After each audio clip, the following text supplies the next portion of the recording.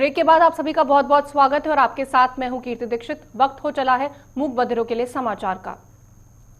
कांग्रेस सांसद राहुल गांधी ने अपनी दादी और पूर्व प्रधानमंत्री इंदिरा गांधी को उनके 103वें जन्मदिन पर याद करते हुए उन्हें श्रद्धांजलि दी। उनका जन्म 19 नवंबर 1917 को हुआ था। राहुल गांधी ने अपने ट्विटर अकाउंट पर लिखा है कि एक कार्यकुशल प्रधानमंत्री और शक्ति स्वरूप श्रीमती इंदिरा गांधी जी की जयंती पर श्रद्धांजलि।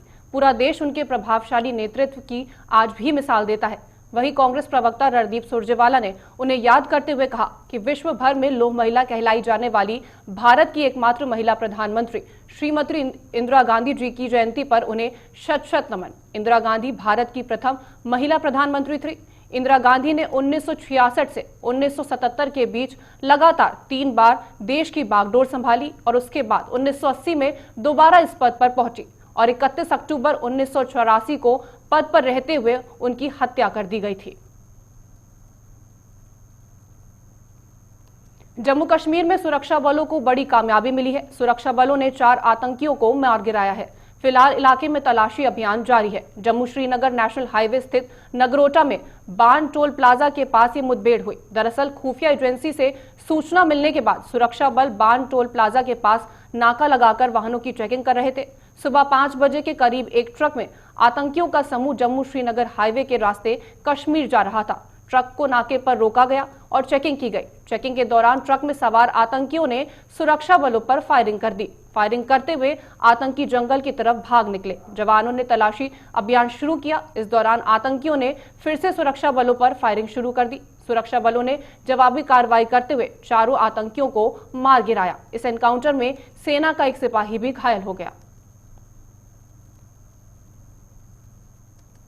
देश में कोरोना वायरस के दैनिक मामलों में एक बार फिर से वृद्धि दर्ज की गई है। बुधवार को सामने आए 28,617 मामलों में के मुकाबले पिछले 24 घंटे में 45,576 नए संक्रमित मिले हैं।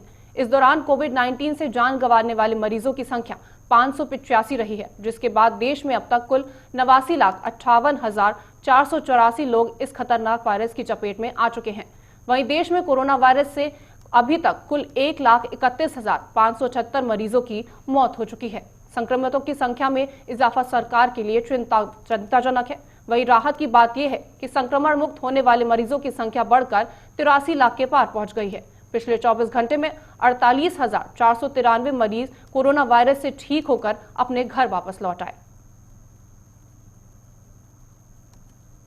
राजधानी दिल्ली में बुधवार को कोरोना वायरस के नए आंकड़े सामने आए हैं। तब से और उन्होंने रिकॉर्ड तोड़ दिया है। स्वास्थ्य मंत्रालय की ओर से जारी आंकड़ों के मुताबिक दिल्ली में एक दिन में संक्रमण के 7,486 नए मामले सामने आए, जबकि इस महामारी के कारण 131 मरीजों की मौत हो गई। एक दिन कोविड-19 से मरने वालों की ये अब तक की सबसे बड़ी संख्या है। इसके साथ ही दिल्ली में कोरोना के कुल मामले 5 लाख के आंकड़े को पार कर गए हैं और मृतकों की संख्या 7,943 हो गई है। दिल्ली में संक्रमित होने की दर 12.03% है, जबकि रिकवरी रेट 89% है। वर्तमान में कोरोना के 42,458 मरीज हैं जिनका इलाज चल रहा है। बता दें कि दिल्ली में 11 नवंबर को सबसे ज्यादा 8,593 कोविड-19 के मामले दर्ज किए गए थे। अब 82 मरीजों की मौत हुई है। अब तक दिन में सबसे ज्यादा 131 मौतें दर्ज की गई हैं, जो कि एक रिकॉर्ड बन गया है। प्रधानमंत्री नरेंद्र मोदी ने आज वीडियो कॉन्फ्रेंसिंग के जरिए बेंगलुरु टेक समिट 2020 का शुभारंभ किया।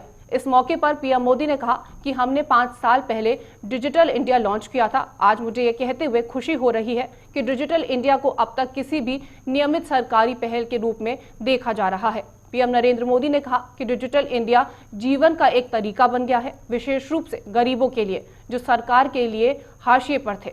डिजिटल इंडिया की बदौलत हमारे राष्ट्र में विकास के लिए अधिक मानवीय केंद्रीय दृष्टिकोण से देखा गया है।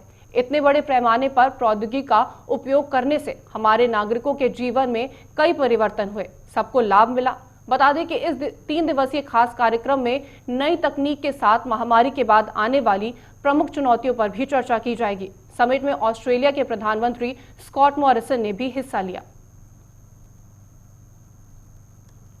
बिहार में राजनीतिक जमीन पहले ही तुलना में कहीं अधिक मजबूत करने के बाद अब भारतीय जनता पार्टी का फोकस उन राज्यों पर है जहां अगले 1-2 साल में विधानसभा चुनाव होने हैं। पश्चिम बंगाल में अब सबसे पहले विधानसभा चुनाव होने हैं, इसलिए बीजेपी की सबसे अधिक ऊर्जा इसी राज्य की ओर है। लेकिन चुनाव के नजरिए से बीजेपी की प्राथमिकता सूची में पंजाब भी शामिल है, जहां 2022 की पहली तिमाही में चुनाव होंगे। एनडीए में बीजेपी के सबसे पुराने सहयोगी में से एक रहे शिरोमणि अकाली दल ने केंद्र के नए कृषि कानून के विरोध में अलग राह पकड़ ली थी। अब बीजेपी ने भी ऐलान किया है कि 1997 के बाद वो पहली बार पंजाब में बिना किसी महागठबंधन के खुद के बूते पर चुनाव लड़ेंगे।